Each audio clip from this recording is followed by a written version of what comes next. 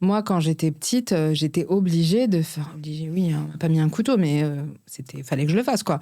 Des bisous à des vieux, des vieilles, des gens qui... Des odeurs corporelles juste intenables pour un enfant. Avec les commissures crémeuses, je te passe... commissure crémeuse, si tu connais pas le concept, juste visualise commissure crémeuse.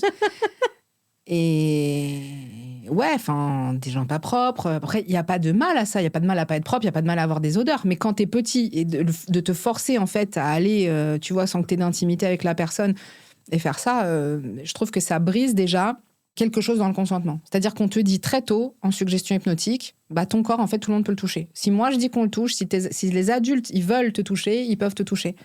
Et donc, ça construit, en fait, une identité par rapport au consentement, ça. Donc, ouais, mon fils, il fait de bisous à personne, et c'est OK, quoi. Ma mère, mon père, je suis deg pour eux, mais enfin, tu vois, je vais pas le forcer pour faire plaisir à d'autres personnes, parce que moi, je veux qu'ils puissent avoir une idée très, très claire de qui a le droit de le toucher. Mais genre, il leur fait jamais de bisous à tes parents, ou c'est genre, il décide quand il a envie? C'est hyper rare. Mais parce qu'il a envie. Hyper rare. Oui, c'est quand il a envie. Quand il a envie, ouais, c'est Ouais, non, mais genre, on arrive, tu me fais un bisou, non? Il fait ça, tu vois, il donne la tête, tu vois, il fait genre un câlin comme ça, mais tu vois. Il aime pas. Il aime pas les gens à la sortie de l'école qui lui mettent la main sur la tête, il fait comme ça.